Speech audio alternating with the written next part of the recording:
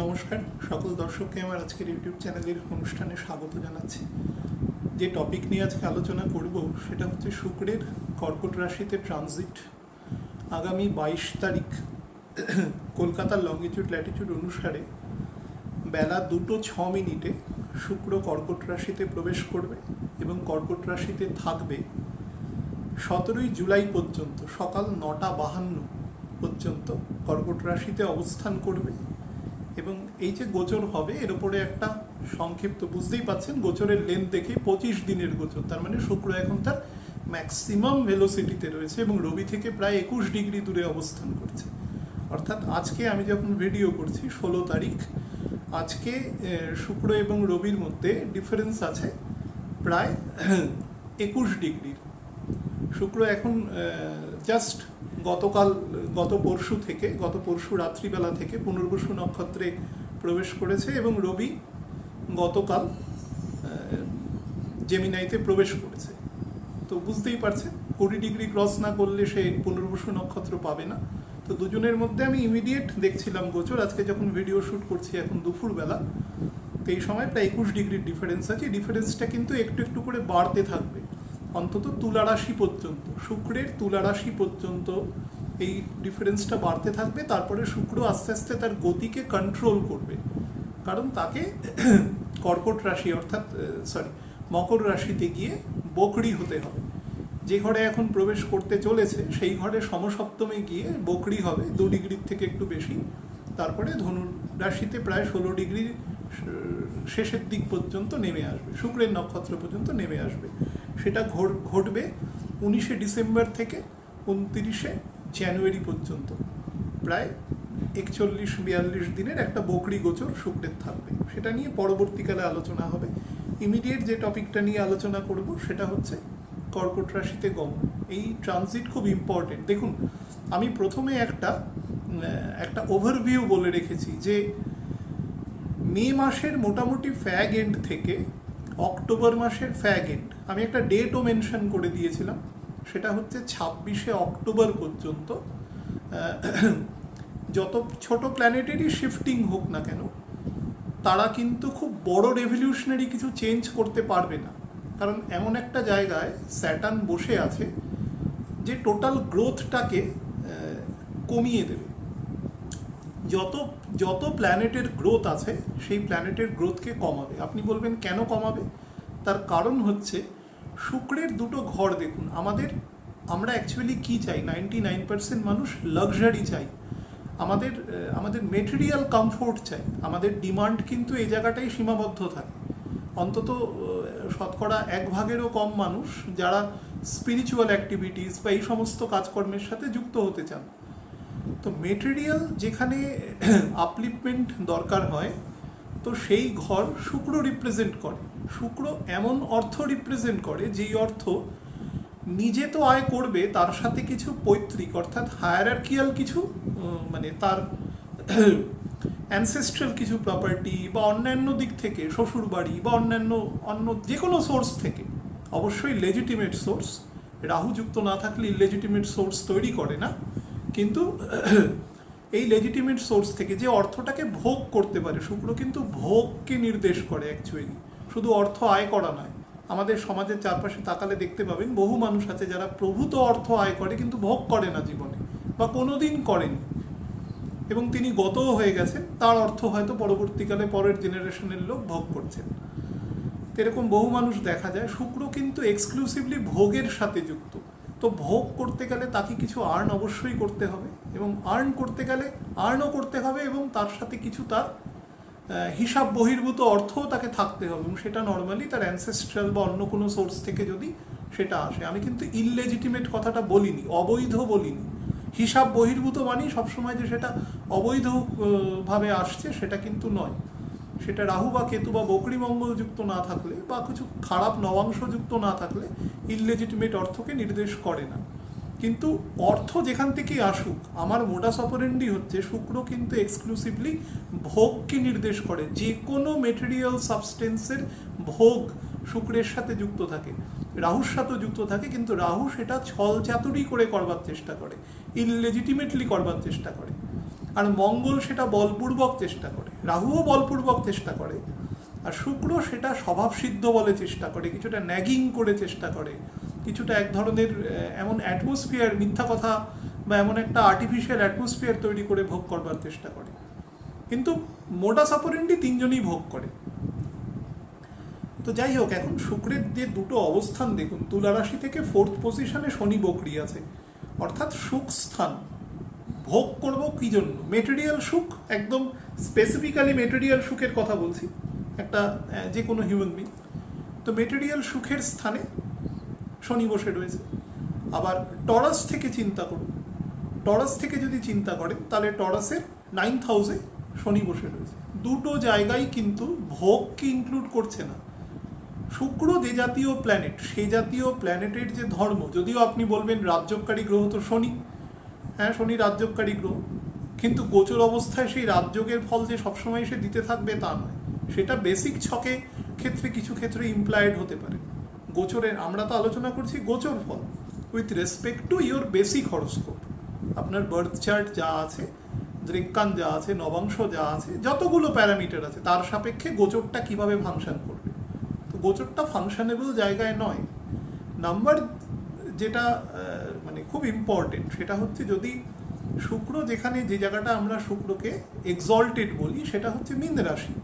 সেই মীন রাশি থেকে যদি আপনি বিচার করেন, তো মীন রাশির অধিপতিকে বৃহস্পতি, সেই অধিপতি নিজে মীন রাশির দ্বাদশে বসে রয়েছে। শুক্রের সাপেক্ষে চিন্তা করুন, অন্যান্য কিছুর সাপেক্ষে চিন্তা করবেন না, তাহলে কিন্তু ক্যালকুলেশনটা অন্য হয়ে যাবে। শুক্র থেকে, শুক্র যে ঘরে তুঙ্গ হয়, যে ঘরে বলি হয়, তার গুণগুলো সম্পূর্ণ প্রকট হতে পারে। সেই তার যে অধিপতি, সে দ্বাদশে রাহুর নক্ষত্রে বকরি হতে চলেছে। আজকে 16 তারিখ, 20 তারিখ বকরি হয়ে যাবে। এই মুহূর্তে আমি দেখলাম যে 8 ডিগ্রি 5 মিনিট প্রায় 34 সেকেন্ডের মতন বৃহস্পতি অ্যাপ্রোচ আছে অ্যাকুয়ারিসে। তো আলটিমেটলি 8 ডিগ্রি 5 মিনিট 7 সেকেন্ড পর্যন্ত যাবে। তার মানে আগামী 4 দিনে বৃহস্পতির মানে সামনের দিকে অ্যাডভান্সমেন্ট যদি দেখেন, সেটা 1.5 মিনিটেরও কম।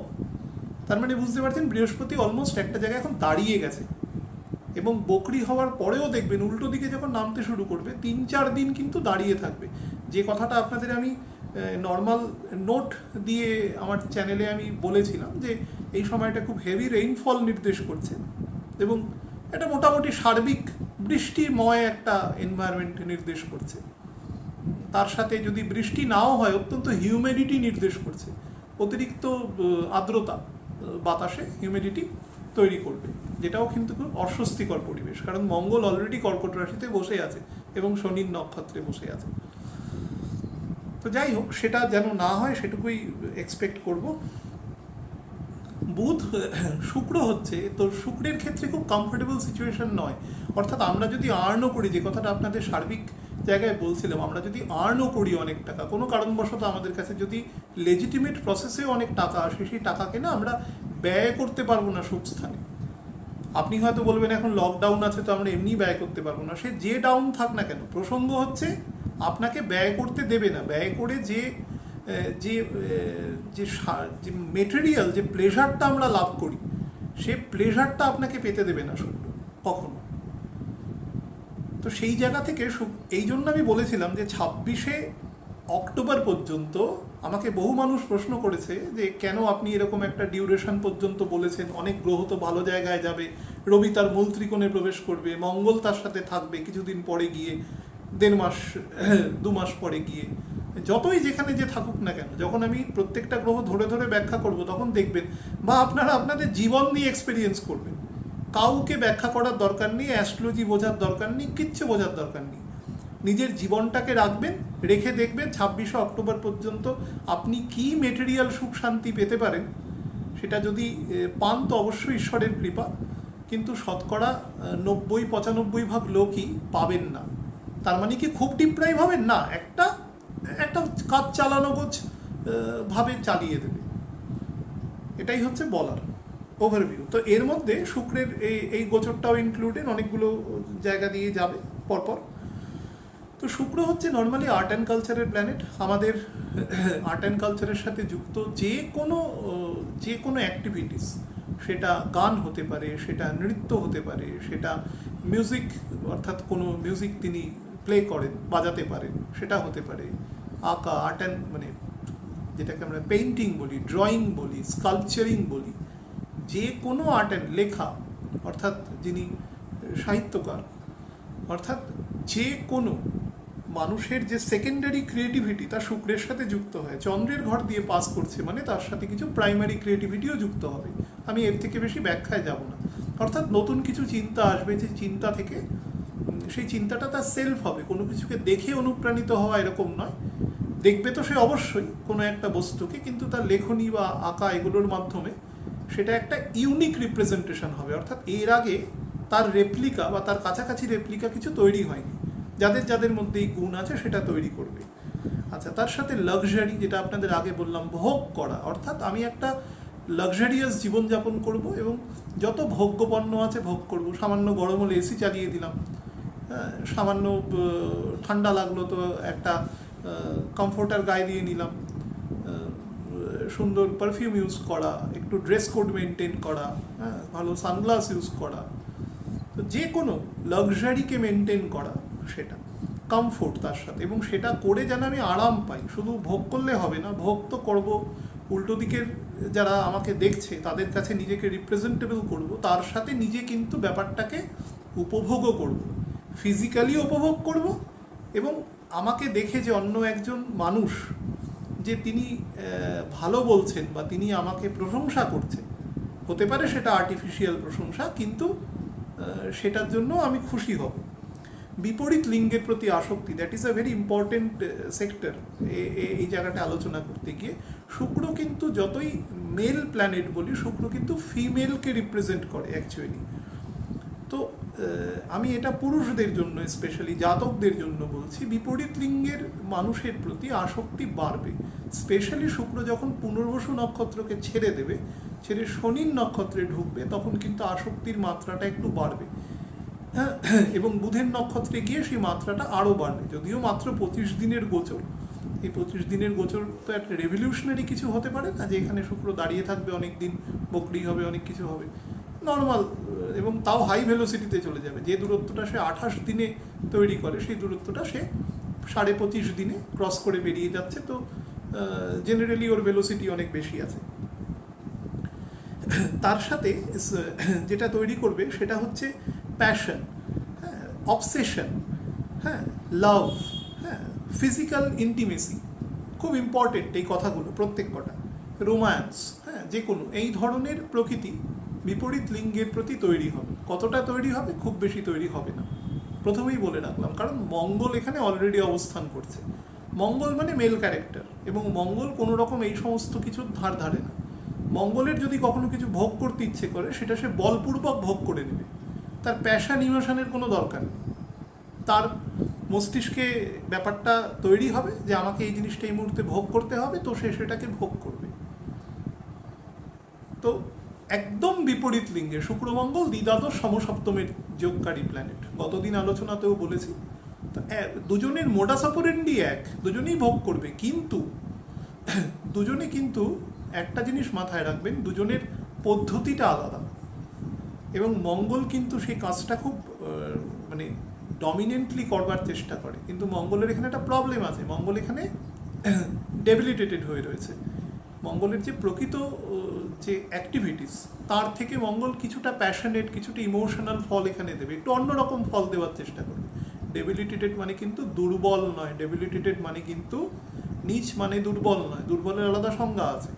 ডেবিলিটেটেড মানে তার প্রকৃতির থেকে কিছু বিপরীত প্রকৃতির ফল সে এখানে দেবে। তো এখানে মঙ্গল গোচর নিয়ে আমি বোধহয় দিন 15 আগে আলোচনা করেছি, আপনারা দেখেছেন ভিডিও। তো সেখানে আমি বারবার বলেছি যে মঙ্গলের এখানের একটা বেসিক প্রকৃতি হবে অ্যাকসেপ্টেন্স, বিশেষ করে এখন শনির নক্ষত্র দিয়ে পাস করছে, এখন সে যে কোনো জিনিসকে মেনে নেবে। অর্থাৎ দুটো মানুষের মধ্যে, দুটো পুরুষ নারীর মধ্যে যে সম্পর্ক তৈরি হবে, মঙ্গল কিছুটা তাকে বৈধতা দেবে, কিন্তু অ্যাকচুয়ালি শুক্র তো হুড়হুড় করে নেমে আসবে মঙ্গলের দিকে। এবং প্রায় গোচরের শেষের দিকে আমি দেখছিলাম শুক্র যখন ট্রানজিট হয়ে সিংহ রাশিতে প্রবেশ করবে, তখন কিন্তু মঙ্গল প্রায় 27-27.5 ডিগ্রিতে থাকবে।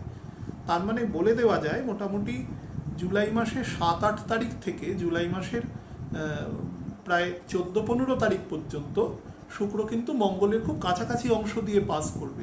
এই সময় হবে গন্ডগোলটা, এই সময় কিন্তু রবিও কর্কট রাশিতে প্রবেশের মুখে থাকবে। অর্থাৎ আপনার যে বিলাভড ওয়ান আছেন তার সাথে কিন্তু সম্পর্কটাকে ঠিক রাখার একটা অন্তিম চেষ্টা করবেন, যাতে ইমোশনটা এমন একটা জায়গায় ডিমান্ডের জায়গায় গিয়ে না হয় যে সম্পর্কটা ব্রেকডাউন করে যেতে পারে। এবং ক্রোধকে কন্ট্রোল করবেন। হ্যাঁ, শুক্র কিন্তু খুব লজিকলেস ক্রোধ দেয়, বেশিক্ষণ স্টে করে না, কিন্তু লজিকলেস রাগ দেয়। এবং এখানে অলরেডি মঙ্গল আছে, তো মঙ্গল থাকাতে সেই জায়গাটা কিন্তু একটু হলেও কিন্তু সেই জায়গাটা সে স্পার্ক করে দেবে। এবার জিনিসটা বোঝার জাস্ট চেষ্টা করুন যে শুক্রের যে দুটো ঘর আছে, দেখবেন দুটো ঘর একে অপরের মানে অদ্ভুত ব্যাপার শুক্র মঙ্গলের ক্ষেত্রে, যে একে অপরের ষষ্ঠে এবং একে অপরের অষ্টমে অবস্থিত। মঙ্গলও তাই। আমি বলছিলাম যে দুজনের মোডাস অপারেন্ডিটা এক, অর্থাৎ আমরা সব কিছুকে ভোগ করব, পদ্ধতিটা আলাদা। এবার এই দুটোর ক্ষেত্রে স্পেসিফিক্যালি বলছি যে শুক্রের ক্ষেত্রে, শুক্রের বৃষ রাশির ওপরে এখন রাহু রয়েছে এবং চন্দ্রের নক্ষত্রে রয়েছে এখন, অর্থাৎ যেখান দিয়ে এখন শুক্র পাস করবে তার নক্ষত্রে রয়েছে। এবং চন্দ্র কিন্তু ওই ঘরে গিয়ে এক্সল্টেড থাকে। কেউ বলবে রবির নক্ষত্রটুকু পর্যন্ত, বা প্রথম রবির নক্ষত্রের প্রথম নবাংশটা অর্থাৎ 3 ডিগ্রি, কেউ 5 ডিগ্রি, কোথাও 10 ডিগ্রি, কিন্তু মোটামুটি আমি বলছি ওই ঘরে চন্দ্র কিন্তু মোর অর লেস 20 ডিগ্রি পর্যন্ত, মঙ্গলের নক্ষত্র টাচ না করা পর্যন্ত কিন্তু মোর অর লেস চন্দ্র খুব অ্যাক্টিভ থাকে শুক্রের ঘরে। বরঞ্চ রবির নক্ষত্রের যদি দুটো নবাংশ ক্রস করে আসে, আমি দেখেছি তাহলে ফল ভালো দেয়। অর্থাৎ রবি তৃতীয় নবাংশ বা চন্দ্রের প্রথম, রোহিণী নক্ষত্রের প্রথম নবাংশে যদি জন্ম হয় তাহলে চন্দ্র বেশি অ্যাক্টিভ থাকে। যাই হোক, সে নিয়ে বিতর্ক থাকতে পারে, কিন্তু এটা হয়। তো এক্ষেত্রে সেখানে রাহু বসে রয়েছে চন্দ্রের নক্ষত্রে। তো এখানে চন্দ্র ইজ এ ভেরি ডিমার্কেটিং ফ্যাক্টর। মানে দেখুন, শুক্র এখন যেখানে প্রবেশ করবে সেই প্রবেশে সেখানে অলরেডি শনি দৃষ্টি দিয়ে বসে রয়েছে। সেখান থেকে বৃহস্পতি অষ্টমে বসে রয়েছে, বৃহস্পতির সাথেও একটা ষড় অষ্টক অবস্থানে থাকবে। সেখানে মঙ্গল অলরেডি বসে রয়েছে, দ্বাদশে রবি বসে রয়েছে। সুতরাং কোনো দিক থেকে শুক্র কিন্তু খুব কমফোর্টেবল সিচুয়েশনে নেই। এই ঘরের একটাই পজিটিভ জিনিস আছে যে চন্দ্র তো কখনো বকরি হবে না, রবিও বকরি হবে না। তো চন্দ্র যখন যখন ভালো পজিশনে থাকবে তখন তখন কিন্তু শুক্র ভালো ফল দেওয়ার চেষ্টা করবে। এবার চন্দ্র এক একটা ঘরে 2.25 দিন করে থাকে, 56 ঘন্টা করে থাকে। তো 56 ঘন্টার মধ্যে যে 9টা নবাংশ চেঞ্জ করবে, তার মানে খুব দ্রুত মুড সুইঙ্গিং এফেক্ট হবে, খুব দ্রুত। শুক্রের যাদের এফেক্টিভ ছক আছে, যাদের ছকে শুক্র খুব বলি বা শুক্র প্রভাবশালী, একটা ছকে তো শুধুমাত্র একটি গ্রহেরই এফেক্ট সবসময় থাকে না, অনেকের 3-4টে গ্রহের মিলিত একটা এফেক্টও তৈরি হয়। তো আমি ধরে নিচ্ছি যে শুক্র সেখানে ডমিনেন্ট রোল প্লে করছে। যদি সেটা থাকে তাহলে চন্দ্র যে প্রত্যেকটা ঘর দিয়ে 56 ঘন্টায় যে 9টা নবাংশ তখন যে ক্রস করবে, সেই নবাংশগুলোর অবস্থানের মানে হেতু তার মানে অ্যাটিটিউডগত, তার আচরণগত, বা সে কি কতটা পাবে বা কতটা লুজ করবে সেইটা কিন্তু ডিপেন্ড করবে। অর্থাৎ এই যে প্রায় 25 দিনে যেদিন শুক্র এখানে ঢুকবে, আজকে চন্দ্র, আমি যখন প্রশ্ন করছি, রবির ঘরে রয়েছে, তো আগামী 6 দিন বাদে চন্দ্র রবির ঘরে এখনও সে 1.5 দিন থাকবে, তারপরে কন্যার ঘরে থাকবে আরও ধরুন 2.5 দিন, তাহলে 4 দিন। তাহলে তুলার ঘরের একদম শেষ দিকে যখন থাকবে তখন শুক্র এখানে প্রবেশ করবে, অলমোস্ট বিশাখা নক্ষত্রে যখন থাকবে। তো বিশাখা নক্ষত্রে থেকেই প্রবেশ করে দেখবেন যে এই চন্দ্র ঘুরে আস্তে আস্তে মোটামুটি পরের বারে রবির ঘরে যখন আসবে তখন শুক্র সিংহ রাশিতে প্রবেশ করে গেছে। তো এই যে টোটাল চন্দ্র যে ঘরটা ঘুরবে 29 দিনের, তো 29 দিনের মধ্যে 25.5 দিন, 25.5 দিনে চন্দ্র ঘুরবে 10টা ঘর। 10টা ঘর মানে এক একটা ঘরে 9টা করে নবাংশ, তাহলে 10টা ঘরে 90টা নবাংশ। এই 90টা নবাংশ যাচ করতে হবে। তাহলে 25 দিনে 90টা নবাংশ। যদি 25 দিয়ে ভাগ করেন, নর্মালি যদি ডিভিশন করে, তাহলে সেটা প্রায় 3.5 দিন বা 4.25 দিনের মতন, মানে দিনের 4.25 ভাগের মতন হয়। তার মানে নিয়ার অ্যাবাউট ওই 7 ঘন্টা করে এক একটা নবাংশ স্টে করবে।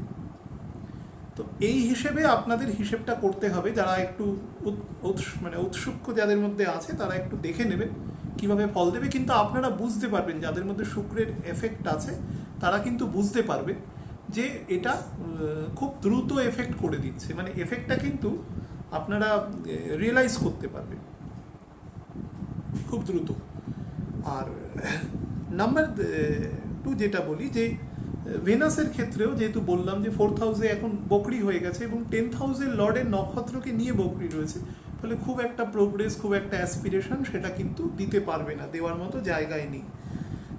মঙ্গল শুক্র একসাথে থাকলে এমনিই কিছু ডিসপিউট তৈরি করে। দেখবেন ছকে মঙ্গল শুক্র কাছাকাছি থাকে, যদি মঙ্গল বকরি হয়ে কোনো জায়গায় দাঁড়িয়ে না যায় তাহলে দূরত্বটা খুব একটা বেশি বাড়ে না, কাছাকাছিই থাকে। তো সেই হিসাবে কিন্তু একটা এফেক্ট হবে। যারা অত্যন্ত সর্দি কাশির, যারা কোল্ড ক্যাচার খুব বেশি হয়, কাফ অ্যান্ড কোল্ডের সমস্যা, তারা কিন্তু ভীষণ সাবধানে থাকবেন এই সময়টা। অলরেডি দ্য প্রসেস স্টার্টেড, যবে থেকে পুনর্বসু নক্ষত্র টাচ করেছে, এটা কিন্তু অলমোস্ট বুধের নক্ষত্রের প্রায় 3টে নবাংশ, 2টো নবাংশ পর্যন্ত তো অফকোর্স এই ঠান্ডার ব্যাপারটা কিন্তু থাকবে। এমনিতেই কিন্তু ফ্রিকুয়েন্টলি বৃষ্টি হবে এখন, অন্তত এই মাসের শেষ পর্যন্ত ফ্রিকুয়েন্টলি বৃষ্টি হবে। তো সেই হিসাবে একটু সাবধানে থাকবেন। আর নাম্বার 2 হচ্ছে মাতা বা মাতৃতুল্য যে সমস্ত ব্যক্তিত্ব আছেন, মা, কাকিমা, জেঠিমা, মাসিমা, মামিমা যারা আছেন, তাদের সাথে বোধ সম্পর্ক এবং তাদের স্বাস্থ্য সেটা বজায় রাখার চেষ্টা করবেন। জন্মকালীন যাদের চন্দ্রের ঘরে শনি আছে, যারা এখন অ্যাক্টিভ ফেজে, আমি সেরকম বয়সে বলে দিচ্ছি 75-এর প্রায় শেষ দিক থেকে নিয়ার অ্যাবাউট 77 সালের প্রায় শেষ দিক পর্যন্ত, এইরকম সময় যাদের জন্ম হয়েছে, চন্দ্রের ঘরে শনি আছে, তারা কিন্তু এই সময় একটু বেশি সাবধানতা নেবেন, বিশেষ করে যানবাহন চালানো। কারণ লকডাউন আজকে থেকে অনেকটা উইথড্রন হয়েছে, কিছু কিছু রেস্ট্রিকশান উইথড্রন হয়েছে আস্তে আস্তে। আমি আপনাদের বলেছিলাম, দেখবেন রবি রাহুর যত ডিস্টেন্স বাড়বে, দেখবেন যে প্রসেসটা আস্তে আস্তে কমতে থাকবে, কিন্তু পুরোপুরি কমবে না যতক্ষণ শনি চন্দ্রের নক্ষত্র ত্যাগ না করবে। এবং এই ফেজের আরেকটা নেগেটিভ জায়গা, প্রশ্ন করেছে লোকে, সেই জন্য ইন অ্যাডিশন বলে দিচ্ছি নেগেটিভ সময়টা, সেটা হচ্ছে একদম অগাস্টের শেষ দিক থেকে আসবে, যখন বৃহস্পতি অলমোস্ট মকরের ঘরের কাছাকাছি চলে আসবে। 1 ডিগ্রির মতন ডিফারেন্স থাকবে। অ্যাকচুয়ালি তো ঢুকবে 15ই সেপ্টেম্বর, কিন্তু 1-2 ডিগ্রির ডিফারেন্স আগে থেকেই কিন্তু ফলটা দেওয়া শুরু করবে। তার ফলে সরকারি যা নির্দেশ এবং যা গাইডলাইন্স আছে সেগুলো কিন্তু প্রত্যেকে মেনটেন করবে। হঠাৎ করে অতিরিক্ত উৎসাহিত হয়ে এমন কোনো কাজকর্ম করে দেবেন না যাতে সেটা আপনার তথা সামাজিক খুব নেগেটিভ এফেক্ট পড়ে। কারণ সময় কিন্তু অ্যাজ এ হোল খুব পজিটিভ জায়গায় নেই, খুব পজিটিভ জায়গায় নেই। আপনাদের আগের ভিডিওতে আমি বলেছিলাম, দেখবেন বর্ডার ডিসপিউট হতে পারে। আপনারা হয়তো দেখেছেন যে লাদাখ রিজিয়নে অলরেডি প্রতিবেশী রাষ্ট্রের থেকে এমন কিছু কার্যকলাপ হচ্ছে আবার। তো সেটা দেখা যাচ্ছে, গত 2-3 দিন যারা খবর দেখেছেন তারা জানে। তো এই ফলগুলো এখন একটু নেগেটিভ আছে। সুতরাং যখন সময় নেগেটিভ থাকে, আমার গুরুদেব একটা কথা বলতেন যে সবাইকে খুব শান্ত থাকা উচিত। শান্ত থাকা মানে চুপ করে বসে থাকা না, শান্ত থাকা মানে মনের দিক থেকে শান্ত থাকা, ভিতর থেকে পিস থাকা। বহু মানুষ আছেন, আমি তাদের ছক দেখেছি, ছক দেখে পরিষ্কার বোঝাও যায়। বাইরে থেকে দেখে মনে হবে মানুষটি খুব শান্ত, ভিতরে এত অসম্ভব রেস্টলেস যে তার নার্ভাস সিস্টেম ব্রেকডাউন হয়ে গেছে এটা। তো এটা করবেন না। এটা করার একটাই পদ্ধতি হচ্ছে চ্যান্টিং করবেন। চ্যান্টিং করা ছাড়া আর কোনো প্রসেস নেই। ভগবানের কাছে একদম সম্পূর্ণ সমর্পণ ছাড়া অন্য কোনো প্রসেস নেই নিজের মনকে শান্ত করা। যখন ভগবানকে প্রশ্ন করা হয়েছিল তখন উত্তরে বলেছিলেন যে মন তো ষষ্ঠ ইন্দ্রিয় এবং আমি তার কারক, আমি তাকে নিয়ন্ত্রণ করি। সবাইকে সব কিছুই সে নিয়ন্ত্রণ করে, ওকেও নিয়ন্ত্রণ করে। আমি কারক, কারক বলা মানে সেই জায়গাটা সে বেশি ইম্পোজ করে, আপনাকে মেটেরিয়ালি অন্যদিকে নিয়ে যাওয়ার চেষ্টা করবে এবং দেখবে আপনি কতটা পর্যন্ত আপনার সেই রেস্ট্রিকশনটা আছে। তো তার একটাই পদ্ধতি আছে, মনের একটা গুণ আছে, মন একসাথে দুটো কাজ করতে পারে না, আপনি দুটো তিনটে জিনিস একসাথে চিন্তা করতে পারবেন না, এটা একটা ইউনিল্যাটারাল ফাংশন আছে। তো সেটাকে একমাত্র ডেভোট করবেন ভগবানের প্রতি, অকর্মের প্রতি ডেভোট করবেন, তাহলেই একমাত্র আপনি ঠিক থাকতে পারবেন। এছাড়া অন্য কোনো প্রসিডিওর নেই থ্রু হুইচ আপনি ঠিক থাকতে পারেন। অন্যান্য কোনো সমস্যা সেগুলো অন্য, ছকে অন্য কোনো প্রবলেম আছে, অন্য কোনো এফেক্ট আছে, সেটার কি রেমেডিয়াল মেজার আছে, সেগুলো সেপারেট জিনিস। কিন্তু অ্যাজ এ হোল গোচরের যে নেগেটিভ এফেক্ট আছে, সেই নেগেটিভ এফেক্ট থেকে বাঁচার একমাত্র উপায় হচ্ছে প্রত্যহ ভগবানের নাম করা। যারা মালা জপেন তারা অ্যাটলিস্ট 16 মালা জপবেন অ্যাটলিস্ট, তার সাথে বিভিন্ন ভগবত কথা পড়বেন এবং বাস্তবটা উপলব্ধি করবার চেষ্টা করবেন যে অ্যাকচুয়ালি এখানে আমরা এসেছি, কিছুদিন থাকবো, আমাদের কিছু রোল আছে, আমরা প্লে করবো, আমরা এখান থেকে চলে যাব। সুতরাং বেশি কিছু করবার দরকার নেই। এত মহান মহান লোক কিছু করতে পারেননি মানে আপনি যদি মেটেরিয়াল দিক থেকে চিন্তা করেন, কেউ কিছু কনস্ট্রাক্ট করলো, কেউ একটা রাস্তা বানালো, কেউ একটা বিরাট বড় সৌধ বানালো, সেগুলোর কথা বলছি না। মেটেরিয়ালি যে যাই জিনিস করুক না কেন, সেটা কোনোটাই চিরস্থায়ী নয়, কোনোটাই মানে সব কিছুরই একটা রিডেমশন আছে, একটা মুক্তি আছে সেখান থেকে, কোনো কিছু চিরস্থায়ী না। আপনার আমার বয়সের সাপেক্ষে হয়তো চিরস্থায়ী হতে পারে, কিন্তু আমাদের বয়সটা কালের কাছে ওটা কোনো গ্রহণযোগ্যতাই নেই, নেগলেজেবল, উপেক্ষা করা যায়। তো সেই দিক থেকে বলছি, এখানে যা নির্মাণ করা হয়েছে ভগবান ইচ্ছে করলে 1 সেকেন্ডে সব কিছু ডিস্ট্রয় করে দিতে পারে, তার কাছে কোনো ব্যাপার নয়, তাকে কোনো ইচ্ছাও করতে হবে না। সুতরাং ওই জিনিসগুলোকে নিয়ে বেশি ভাববেন না। মেটেরিয়াল জিনিস নিয়ে যারা যত বেশি ভাববেন তারা তত কিন্তু জিনিসটার মধ্যে জড়াবেন। এখানে মা দুর্গা আছে, দুর্গ, এখানে এই পৃথিবীটাকে ক্যাসেল বলা হয়েছে, দুর্গ। এখানে আমরা হচ্ছি ক্রিমিনাল, সেই জন্য আমরা এখানে এসেছি শাস্তি পাওয়ার জন্য। আমরা প্রত্যেক দিন শাস্তি পাই, আমরা শাস্তিটাকে ভাবি আমরা অ্যাকচুয়ালি খুব, মানে আপনার গরম লাগছে, আপনি একটা পাখা চালিয়ে দিলেন, তো ভাবলেন আপনার শাস্তি মুকুব হয়ে গেল, কিচ্ছু মুকুব হলো না। এই পাখাটার বিল দেওয়ার জন্য আপনাকে পরিশ্রম করতে হবে, সুতরাং আপনি কোনো জায়গা থেকে পার পাবেন না। আবার খুব ঠান্ডা যখন পড়বে তখন রুম হিটার চালাবেন, তার বিলও দিতে হবে, তার জন্য আপনাকে পরিশ্রম করতে হবে বা মাথা কাটাতে হবে। অর্থাৎ 7 রকম শত্রু আছে, সেই 7 রকম শত্রু, জন্ম মৃত্যু জরা ব্যাধি, এবং তার সাথে আধ্যাত্মিক, আধি ভৌতিক এবং আধি দৈবিক, এই 7 রকম সমস্যা থেকে আমরা কেউ বেরোতে পারবো না কখনো। আমি কেন এই কথাগুলো বলছি, কারণ বহু মানুষ প্রশ্ন করে, যে প্রশ্নগুলো আমি বুঝতে পারি তারা কেন করেন, কারণ তিনি তার বাড়িতে শেখেননি, কারণ তিনি তার মা বাবা জানতেন না, বা বাড়ির গুরুজন এটা জানতেন না। কেন জানতেন না? কারণ তার মা বাবা বা তার গুরুজনও জানতেন না। তারা কেন জানতেন না? কারণ তাদের লোকও জানতেন না। এটা একটা জেনারেশন ওয়াইজ ব্রেকডাউন হয়েছে, এটা আর কিছু নয়। এই জেনারেশনটা ব্রেকডাউন হয়েছে, যেটা ভগবান যখন 4র্থ অধ্যায় পড়াচ্ছেন তখন প্রথমেই বলেছিলেন যে আমি বহু আগে বিভূতিষ্মানকে বলেছিলাম, বিভূতিষ্মান তার পুত্র মনুকে এবং মনু তার পুত্র ইক্ষ্বাকুকে বলেছিল, এবং তারপরে লিঙ্কটা কেটে গেছিল। আমাদের লিঙ্ক চলে যায় না মোবাইলে, ইন্টারনেটে। আমি অর্জুন পুনরায় তোমাকে বলছি, পুনরায় কথাটা বলা হচ্ছে মানে সেটা আগে আরেকবার বলা হয়েছিল। তা আমাদের এখানেও সেই একই জিনিস হয়েছে, লিঙ্কটা কেটে গেছে আমাদের। আমরা জানি না যে আমরা কিভাবে ভালো থাকতে পারি। কুকুরকে খাওয়ার জন্য আইআইটি ইঞ্জিনিয়ার হতে হয় না, বিড়ালকে খাওয়ার জন্য আইআইটি বা ডক্টর হতে হয় না, ও কোথা থেকে ঠিক খেয়ে নেবে। দিব্যি আছে, ওকে কাউকে বলতে হয় না যে I am a professor, I am a অমুক তমুক, তার বলার দরকার পড়ে না।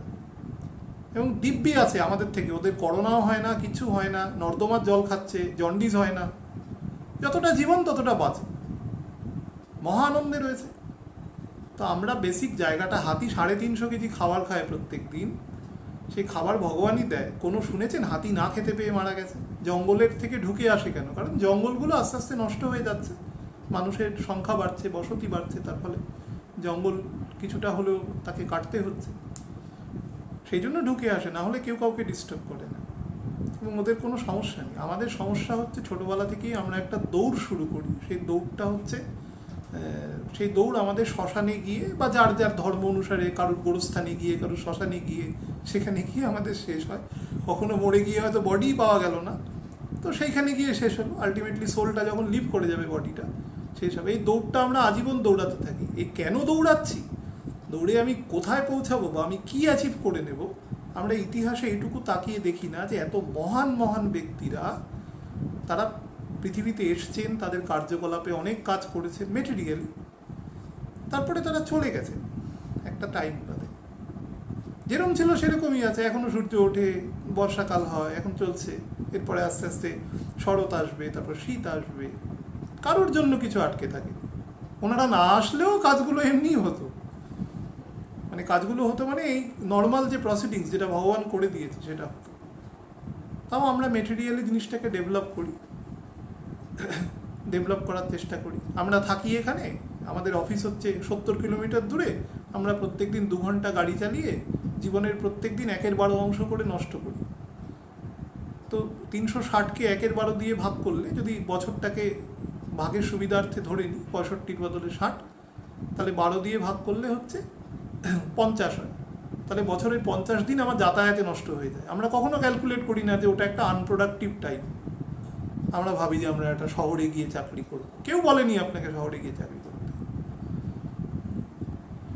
যাই হোক, আপনারা এই সময়টা, আমি গোচরটা খুব সংক্ষিপ্ত, ঠান্ডা লাগা এবং যাদের একটু জিভের ওপরে কন্ট্রোল কম আছে, বিশেষ করে বাইরের খাবার, তারা একটু খেয়াল রাখবেন, কারণ মঙ্গল আছে সেখানে।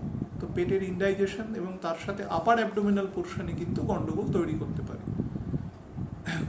এই দুটো জায়গায় একটু খেয়াল রাখবেন।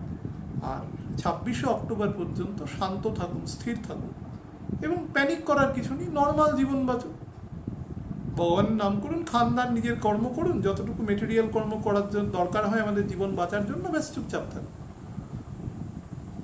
ভালো থাকবেন প্রত্যেকে।